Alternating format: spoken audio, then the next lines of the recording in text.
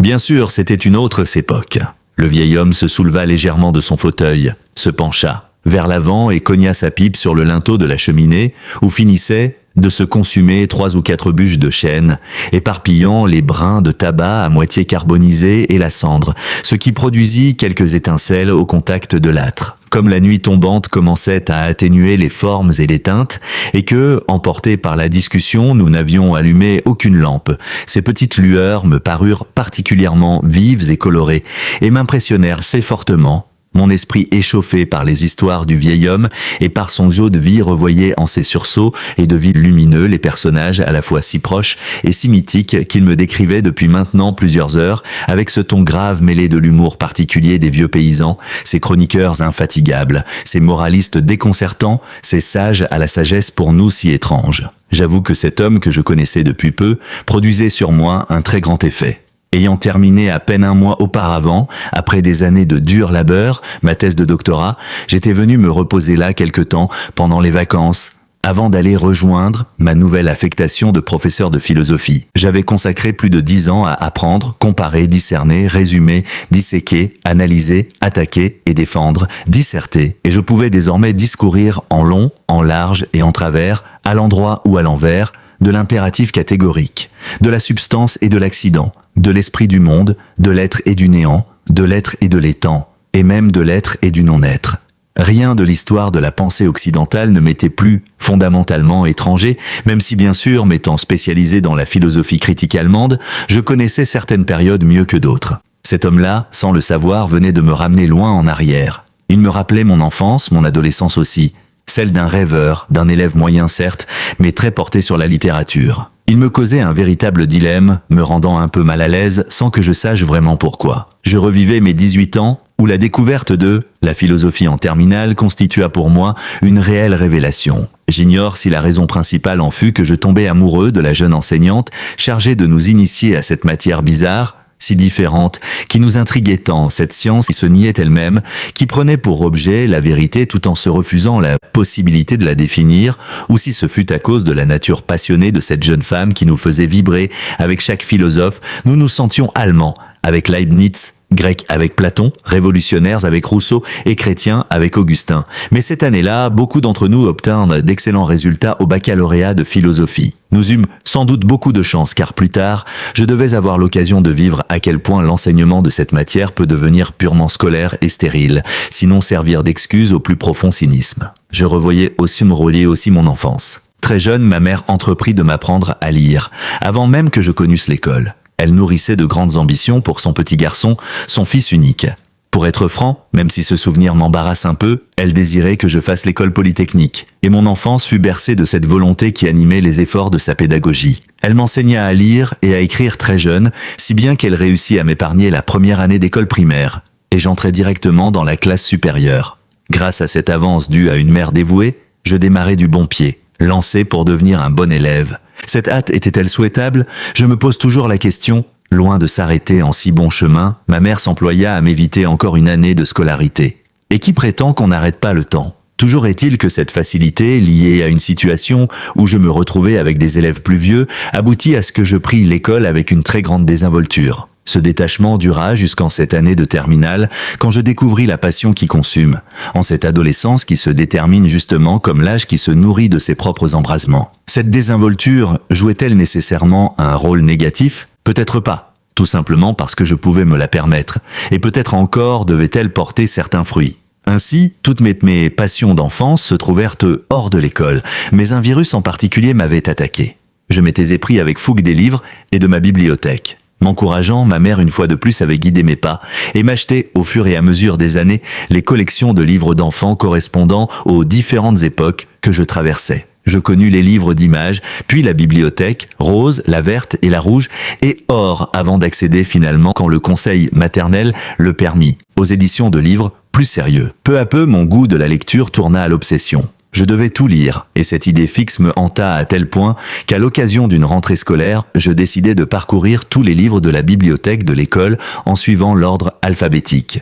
J'arrêtai finalement au 3e livre, dont le titre commençait par la lettre A, et qui heureusement s'avéra un livre de géographie fort ennuyeux. Cette leçon de sobriété me rendit conscient pour la première fois de la prétentieuse démesure de toute théorie systématique, et m'obligea dans ce cas précis à revenir à des choix plus judicieux. À travers toutes ces lectures,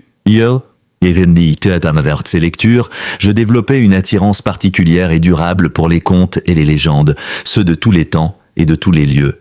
Quel enchantement me procuraient ces histoires. Les mythologies égyptiennes, grecques ou celtes, Ra, Apollon et Odin, me ravissaient en mes instants les plus précieux. Midas, qui aspirait à tout posséder et obtint le pouvoir de tout changer en or, son inconscience le rendit fou. Son barbier, qui ne sut s'empêcher de révéler le secret des oreilles d'Anne du roi au roseau, eux le répétèrent bien sûr au premier souffle de vent. L'histoire de ce roi africain qui recommanda à ses sujets la sagesse des tortues pour éviter la folie des hommes. Isis qui ramassa et recousit les morceaux épars de son mari afin de le ressusciter. Tous ces contes suscitaient les plus intenses plaisirs. Elles me fascinaient, ces légendes, qui pourtant recouraient toujours au même thème. La quête de la vérité cachée, le triomphe de la justice et de la vie, la punition de la petitesse et de la méchanceté. Quand j'y repense maintenant, cela me paraît bien loin, mais je me demande comment vieillirait une société sans mythe, ignorant le sacré. À quoi réussirait-elle encore à rêver ? Quelle importance pourrait y connaître les rêves ?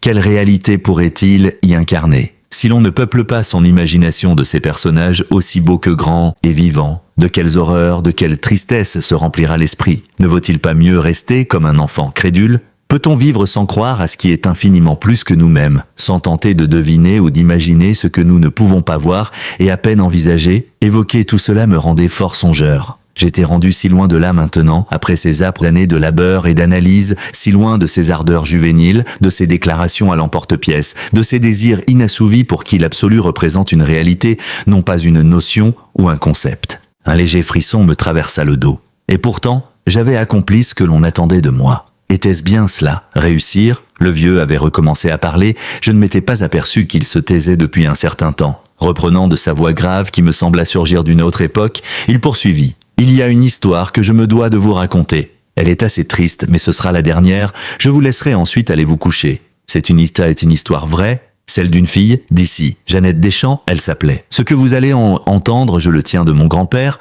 lui le tenait du sien. Ce dernier fut pour un temps fiancé avec la jeune fille. C'est pour cela qu'il connut l'histoire de première main. D'ailleurs, les Deschamps, ils habitaient juste à côté, là dans la maison que vous avez dû apercevoir, juste au bout du jardin, avant d'arriver chez moi. Sûr que cette maison, elle n'est pas en très bon état. Ça fait longtemps que plus personne ne s'en occupe. C'est un cousin du côté du père qui l'avait reprise à la mort des parents de la Jeannette et il n'a jamais eu d'enfant. Les Deschamps, eux, n'ont jamais eu qu'une seule fille. Et comme vous le verrez, la pauvre n'aura guère eu le temps d'être mère. Après ce cousin-là, ce fut encore un petit cousin à lui qui récupéra la maison. Lui non plus n'a pas pu avoir d'enfant. Alors vous comprenez, à force dans le village, ça s'est mis à jaser, à répéter des tas de bêtises à propos de la maison, hanté qu'ils disent, par l'esprit de la Jeannette, qui n'a le droit d'aller ni en enfer, ni au paradis, ni même au purgatoire, après ce qu'elle a commis. C'est pour cette raison que le propriétaire d'aujourd'hui, comme les Deschamps, se sont tous éteints les uns après les autres, sans jamais avoir d'enfants, il n'est même plus un Deschamps. Il a hérité de la maison, mais il aime mieux ne pas y habiter. Il voudrait bien la vendre, mais c'est évident que personne n'en voudra. Vous voyez pourquoi la maison est dans cet état. Personne ne s'en occupe. Le vieil homme s'était penché peu à peu tout en racontant son histoire et regardait ses grosses mains poilues, comme s'il y retrouvait sa mémoire, y cherchant son inspiration. Enfin, il souleva sa tête brusquement et me lança. « Encore un petit Marc, monsieur Jean. » La tête commençait à me tourner doucement, tant à cause de toutes ces histoires, certaines s'avéraient horribles, que l'humeur étrange de mon interlocuteur et des quelques verres de son eau-de-vie de poire qu'il m'avait servi. Je ne savais plus très bien où j'en étais, surtout moi qui étais habitué à ne jamais boire d'alcool tant cela me déconcentrait et m'empêchait d'utiliser chaque goutte de mon temps pour mes chères études. Je ne prenais non plus jamais de café ou de thé de peur que cela m'énerve et m'empêche de travailler. Quant au tabac, voilà plusieurs années que j'avais arrêté d'en fumer, ayant même laissé tomber la pipe qui pourtant m'était si chère, toujours pour cette raison. Aussi l'idée d'un verre de plus, alors que je sentais irréversiblement l'ivresse gagner du terrain sur ma conscience, me causait de sérieuses inquiétudes. Vous êtes gentil, mais je crois avoir assez bu pour ce soir. Allons, un petit verre de mon petit jus ne peut pas vous faire de mal. C'est du vrai, du bon, il ne pourra que vous remettre les idées en place. Et puis, vous savez, par ici, on ne refuse jamais un verre. Si vous voulez connaître l'histoire de la Jeannette Deschamps, il ne faudrait pas me laisser boire tout seul. Autrement, je n'arriverai pas à continuer. Fin psychologue, le vieil homme était d'or redoutable, et mon esprit bien embrumé ne sut quoi lui répondre. Eh bien, si vous le dites... Le plus drôle, maintenant que j'y pense, est que mon esprit, rompu à sa gymnastique habituelle, tellement exercé à ne jamais rien affirmer sans une citation philosophique précise, avec référence dans le texte, réussit, même dans ce contexte bizarre, à me fournir ladite citation, choisie cette fois chez Platon, dont maintenant je ne me souviens plus exactement. Elle prônait à peu près que autant boire n'est pas souhaitable pour un jeune homme, abstinence et sobriété lui étant plutôt recommandées. Autant plus tard, il est souhaitable qu'il boive afin d'égayer la tristesse naturelle du cerveau vieillissant. Je me laissai aller à un petit sourire en me rendant compte de ce réflexe. Le vieux le remarqua et me taquina. « À la bonne heure, ça va déjà mieux, je crois. » Et il me servit un verre d'eau de vie qui, contrairement à l'adjectif qu'il utilisait si indûment, n'avait rien de petit. Il alla se rasseoir, reprit sa pipe, se cala dans son fauteuil, rebourra et ralluma le tabac. Et, après quelques bouffées de réflexion, se décida à reprendre le cours de sa narration. Vous savez, l'histoire de la Jeannette Deschamps, il y en a beaucoup qui la racontent, mais c'est vraiment n'importe quoi. Avec ce qui s'est passé autour de cette maison, ils sont tous devenus comme fous, et ils débitent des balivernes. Ils inventent des sornettes, des contes à dormir debout. Il y en a même qui vont jusqu'à dire que cette pauvre fille, c'était une sorcière. Qu'est-ce que les gens ne vont pas chercher quand ils s'y mettent ? Si ce n'est pas triste d'entendre des choses pareilles, la Jeannette, une sorcière. Si mon grand-père entendait ça, il piquerait une de ses colères. Je le vois et je l'entends d'ici. De toute façon, quant à moi, de nos jours, j'ai l'impression qu'il n'y a plus grand-chose à comprendre dans ce que colportent les gens. J'ai dans l'idée que tout le monde est devenu fou. Ou alors c'est moi, nous, les paysans, on n'est presque plus. Nous sommes les derniers. Tous ils partent, les jeunes. Ils s'enfuient en ville, je ne sais ni où, ni pourquoi faire. La seule chose qu'ils savent, c'est qu'ils n'ont plus envie d'être paysans, ou que ce n'est plus possible de nos jours. Ils veulent travailler en ville, mais ça n'a pas l'air d'être l'Amérique là-bas. Remarquez qu'ici non plus, les terres, dans notre coin, il en reste tellement à vendre que ça ne vaut plus un sou. Et les autres, avec leur discours, on croirait qu'ils veulent nous convaincre que désormais, il n'y a plus besoin de nourriture. On va faire des beefsteaks avec des pneus. À ce que certains prétendent. Après ça, ils parlent d'aider ceux qui meurent de faim en leur envoyant de l'argent. Je n'y comprends rien. Et pour moi, comprendre tout ça, c'est avoir des araignées dans le plafond. Ça me rappelle le Pierrot. Le pauvre, il n'avait jamais été très en forme celui-là. Et puis un jour, on ne sait pas très bien ce qui arriva, mais la tête lui a tourné. Un gros orage avait éclaté cet après-midi-là. C'était normal, par un de ces temps lourds et chauds. Et puis après, le soir, le Pierrot a débarqué au café. Tout d'un coup, il était devenu complètement cinglé. J'ai tout compris, n'arrêtait-il pas de répéter. Depuis cet événement, son passe-temps favori fut de ramasser des cailloux sur le bord de la route et de les emporter chez lui. Il les cachait parce qu'il craignait qu'on les lui vole, à qui il disait « ces cailloux, c'était son trésor ». Il prétendait devenir millionnaire et pouvoir acheter tout ce qu'il voulait, même le château de Trévis, le manoir du bourg d'à côté, qu'il allait reprendre au baron. Sa pauvre mère en mourut de chagrin.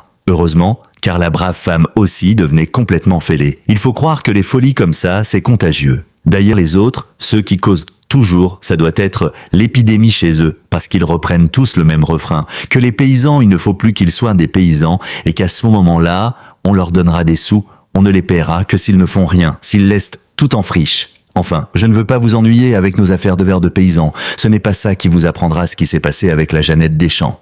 Je me sentis un peu rassuré de revenir au sujet initial, car j'avoue que dans l'état où je me trouvais, j'avais du mal à suivre ces pérégrinations. Le parcours philosophique, politique, économique, psychologique, sociologique et autres du vieux bonhomme me laissait pantois. Déjà, de manière générale, je n'appréciais jamais trop le mélange des genres, surtout cette manière de passer d'un domaine à un autre, mais là, de surcroît, je ne suivais vraiment plus. Ah, la Jeannette Deschamps, quel beau brin de fille c'était. Pour sûr, c'était la plus jolie gamine de tout le pays.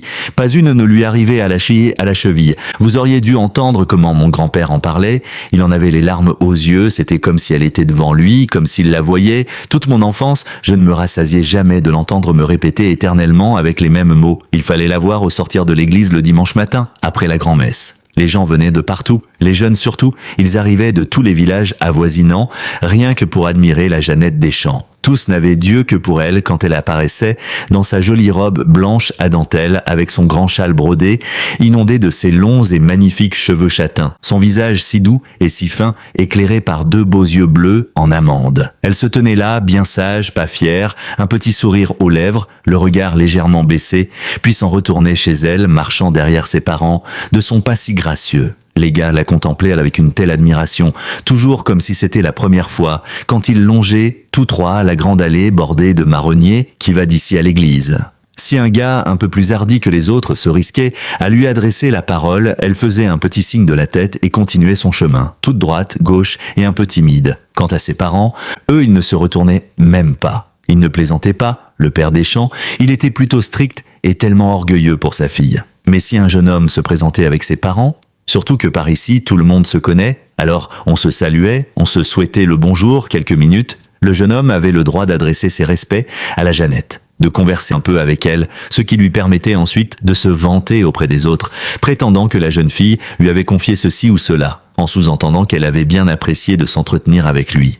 Jadis, ce n'était pas pareil, il ne fallait pas grand-chose pour être content. De nos jours, les gens ne savent plus ce qu'ils ont, ni ce qu'ils font, ni même ce qu'ils veulent. Tous s'accordaient à dire que la fille était très réservée, quoique gentille et charitable. Tout le monde connaissait son bon cœur dans le village. Elle consacrait beaucoup de son temps à aider les vieux, à leur rendre visite. Souvent, elle aida la pauvre mère de Pierrot après que celui-ci ait chaviré. Pleine de prévenance, chaque fois qu'elle se rendait chez eux, elle apportait des pierres qu'elle ramassait sur le chemin, choisissant soigneusement celles que ce malheureux garçon préférait, les toutes rondes et plates comme des galets. On souriait quand on l'observait remplissant ainsi les pans de son tablier, bien qu'avec une certaine retenue, car certains trouvaient qu'elle avait l'air d'un ange venu aider les hommes. Ses parents, comme je l'ai déjà mentionné, se comportaient de manière assez sévère. Son père désirait ardemment que sa fille devienne quelqu'un. Dans sa tête, c'était une reine. Il faut expliquer que le pauvre, fils de journalier, n'avait même pas pu apprendre à lire et à écrire, mais avait réussi, en travaillant avec acharnement toute sa vie,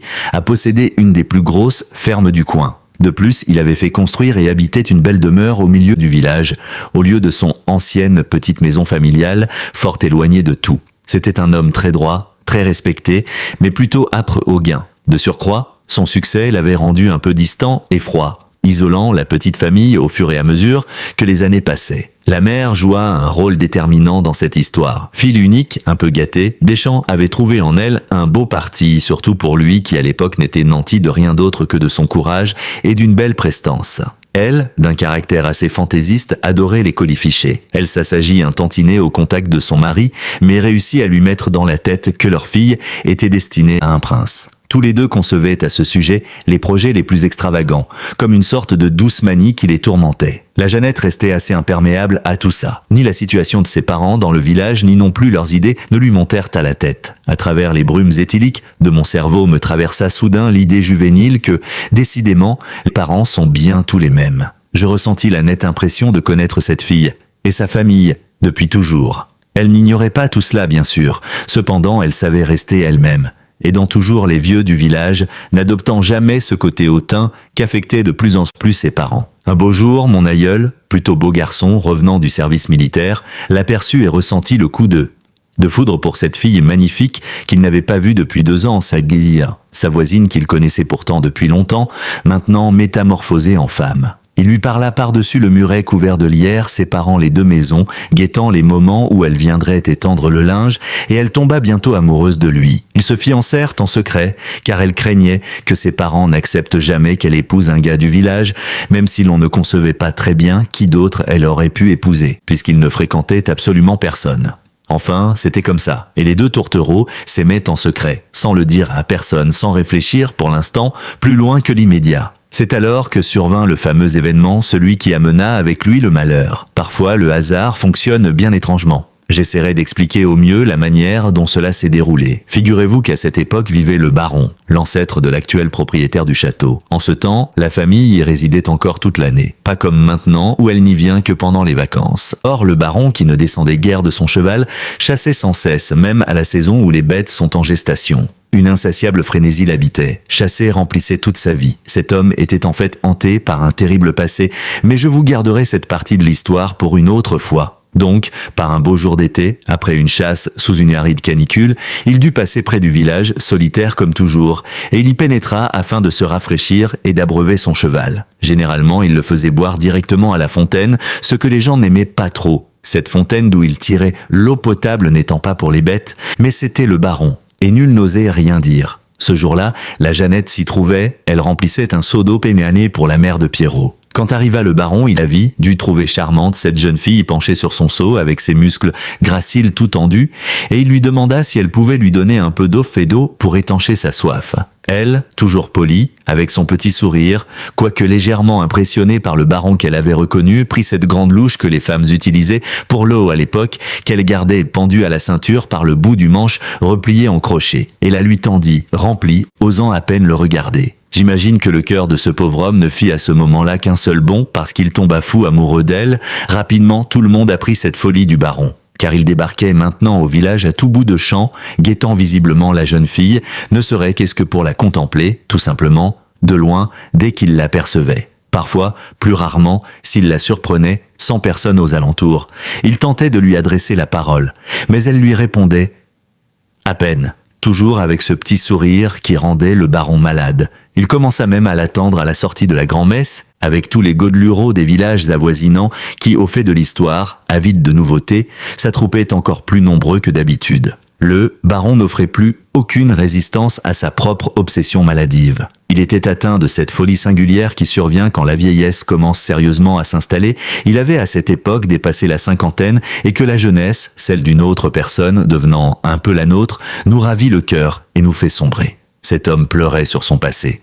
Il était inconsolable. Les parents, eux, se sentaient flattés. Tout se broua autour de leur fille, confirmant leurs ambitions, mais ils n'osèrent trop l'avouer, y compris entre eux. Plus que jamais se renforça leur conviction que la Jeannette n'était pas destinée à un paysan. Ils ne voulaient pas étaler leur fierté, car après tout, le baron était marié, la baronne lui avait donné quelques enfants, et de grands honneurs ne pouvaient provenir de cette situation délicate. La Jeannette, elle, gardait toujours la tête froide, se trouvant même embarrassée de toute cette attention. Elle restait amoureuse de son fiancé secret, de son beau paysan. Mon aïeul jugea qu'elle faisait davantage de manières, mais les amoureux sont toujours si sensibles, si jaloux de leurs aimés, qu'on ne sait s'il fallait le croire. Or, voilà comment aboutit toute cette histoire. Un après-midi d'octobre, quand les feuilles commençaient à jaunir doucement et à se laisser tomber sur le sol, annonçant la saison des champignons, la Jeannette se rendit à la cueillette de ces gros cèpes gris que l'on trouve par ici. Elle prenait grand plaisir à en ramasser de plein panier qu'elle distribuait ensuite aux démunis. Ce jour-là, le baron l'avait sans doute remarqué et devait la suivre de loin, en bon chasseur qu'il était. Elle le mena jusqu'à l'escarpement là-bas, vous avez dû l'apercevoir, celui qui se trouve au-dessus de la petite cascade, cet endroit qu'on appelle le saut des pendus. On le nomme ainsi car au temps où l'on pendait les gens, on refusait d'enterrer les criminels au cimetière, et avec cette rudesse naturelle des gens du coin, on les jetait de là-haut, tout en bas où coulait encore une rivière, 100 pieds en dessous du promontoire. C'était il y a fort longtemps. Car déjà, à l'époque de mon grand-père, il n'existait presque plus de rivière. On ne distinguait au fond plus que de gros rochers entre lesquels venait se perdre le mince filet noir d'une petite cascade. On ne comprit jamais très bien pourquoi le baron avait agi ainsi. Peut-être avait-il bu. Une seule certitude, il souffrait la malmort. Fou d'amour, il approcha la jeune fille et essaya de lui parler. Comme l'autre l'évitait, toujours très réservée quoique gentille, elle devait être plutôt inquiète en ce lieu écarté et lugubre, il se jeta sur elle comme un fauve et tenta de la violenter. Alors, et ça je vous jure que c'est vrai, tout comme la Jeannette le jura à son aïeul sur la petite croix d'argent ciselée qu'elle portait au cou la jeune fille, ne pouvant fuir, coincée entre le baron et le précipice, décida, plutôt que d'accepter ce que tout son esprit et tout son corps refusaient, qu'elle préférait encore se jeter dans le vide et mourir. Et elle sauta dans le vide devant le regard horrifié du baron. Toutefois, il n'avait pas vu le pire, car un miracle se produisit. On ne sait pas si un ange vint la soutenir ou si la Vierge elle-même intervint de là-haut, on ignore encore comment se réalisa la chose. Mais la jeune fille tomba jusqu'en bas pour aller se poser doucement sur les gros rochers, pointus au fond du précipice. Et ce moment-là, malgré la lourdeur de mon esprit envahi par les vapeurs du marc, je me tournai d'un air sceptique vers le vieux. Il remarqua ma moue. « Ah » me lança-t-il un peu irrité, « vous pouvez me regarder comme ça si vous voulez. Même si vous n'y croyez pas, ça ne changera rien à l'histoire. » Il souffla avec sa pipe 2 ou 3 bouffées de réprobation avant de continuer sans me regarder. Après cela, la jeune fille rentra chez elle et sans doute par contre-coup du choc, De la peur, qui sait si ce fut plus le fait d'avoir été menacée, d'avoir sauté ou d'avoir été miraculeusement sauvée, elle tomba malade et ne commença à se remettre que très lentement. Tout le temps que dura la fièvre, ses parents restèrent très inquiets de la voir dans cet état sans comprendre pourquoi. Ce n'est qu'après avoir entamé une ébauche de convalescence qu'elle leur raconta son aventure. Quand elle parut être rétablie, on remarqua que quelque chose d'important avait changé en elle. Après qu'elle se fut confiée, ses parents ne répondirent rien, appréhendant de la vexer. La pensant toujours malade, ils n'osèrent lui avouer qu'ils ne la croyaient pas. Ils se posèrent, malgré tout, quelques questions, car le jour de l'accident, pour eux celui où elle tomba malade, le baron mourut d'une balle en plein cœur, un accident de chasse associé on supposa. Que s'était-il réellement passé? Les parents ne le savaient pas, mais en tout cas, ils avaient du mal à l'accepter la version de leur fille. Ils lui conseillèrent simplement de ne pas répéter cette histoire à quiconque, ajoutant que les gens étant ce qu'ils sont, ils pourraient ne pas la croire et la prendraient pour une aliénée. Les pauvres étaient catastrophés. Mais la malheureuse fille devint tellement obsédée par son aventure que dès qu'elle reçut l'autorisation de sortir, aux grandes dames de ses parents, elle ne put s'empêcher de la relater à qui voulait l'entendre. Tout le village l'apprit et elle passa bien sûr pour folle. Certains commencèrent même à l'appeler Pierrette, la femme du Pierrot. La Jeannette ne put supporter l'idée d'être prise pour une folle ou une menteuse. Elle se mit martel en tête de convaincre tout le monde de la véracité de ses dires. Elle s'en fit peu à peu un point d'honneur, alors, elle dans le passé toujours sobre et réservée, sans prétention, devint avec tout cela, autant à cause de l'événement que du rejet des villageois, complètement obsédée par l'idée qu'elle sortait du commun des mortels. Elle commença à se donner des airs, prit toutes sortes de manières affectées et ridicules, et s'habilla de façon de plus en plus extravagante. Les méchantes langues répétèrent qu'elle commençait à ressembler à sa mère. Elle rompit même ses fiançailles avec mon aïeul, au grand désespoir du pauvre car il l'aimait toujours autant. Elle lui annonça tout de go qu'il n'était pas question pour elle d'épouser un paysan. Néanmoins, elle avait beau s'entêter à narrer son histoire sur tous les tons, rien n'y faisait, personne ne la croyait, monsieur le curé en était tout retourné de la voir ainsi. De plus, avec ses manières qu'elle prenait maintenant, devenue hautaine alors qu'auparavant elle demeurait si courtoise, ce que l'incrédulité générale ne fit que renforcer, elle amusa et on plaisantait en s'esclaffant, on disait qu'elle avait reçu un grand coup sur la tête dans son rêve. À force d'être humiliée, elle cessa de parler à quiconque, drapée dans son orgueil. Mais au fond, elle était de plus en plus travaillée par cette incrédulité, surtout que les gamins venaient désormais la moquer, lui criant « la saute en l'air ». Ses parents, au comble de la honte, osaient à peine sortir de chez eux et tentèrent de l'empêcher de mettre le nez dehors. La pauvre souffrait terriblement. Elle et sa vanité nouvellement acquise ne pouvaient supporter cette situation. Alors, un après-midi où elle se promenait, quelques jeunes gens gouailleurs, un peu éméchés, lui adressèrent plusieurs remarques assez moqueuses qui la piquèrent au vif. Elle les défia en jurant qu'elle allait refaire devant eux son saut de trompe-la-mort. Eux, riant et s'amusant, relevèrent le défi, considérant ce pari comme une galéjade. Ils insistèrent et continuèrent à la provoquer, tant et si bien qu'elle leur déclara vouloir sans plus tergiverser accomplir son exploit. Et elle les emmena tout là-bas, jusqu'au saut des pendus. De gros doutes durs l'assaillirent en route, elle dut vouloir rebrousser chemin à plusieurs reprises, mais à chaque fois, ces rires horribles l'aiguillonnaient plus avant. Arrivée au bord du précipice, elle regarda tout en bas, les regarda eux aussi, d'un air un peu triste. Ils avaient tous arrêté de rire. L'un d'entre eux, qui la connaissait depuis qu'ils étaient enfants, voyant dans son regard qu'elle allait sauter, se ressaisit et bondit pour lui attraper le bras. C'était trop tard, la Jeannette avait sauté et quand ils se penchèrent au-dessus du gouffre, ils purent voir son corps qui était allé s'écraser sur les rochers, semblable à un pantin disloqué, difforme et inerte. Dans ma torpeur, j'étais saisi par le fond de l'histoire, qui m'apparaissait avec toute sa brutalité. Dans son inconscience, l'homme était immortel, et devenu conscient, il devenait mortel. Le vieux s'était arrêté, regardait à nouveau ses grosses mains, tirant de sa pipe d'épaisses volutes de fumée, et le silence pesait. Il me regarda et ajouta avec un drôle d'air. Comme on dit par ici, quand il veut rendre fou, le diable se déguise. En bon Dieu, bien malin, et celui qui sait faire la différence.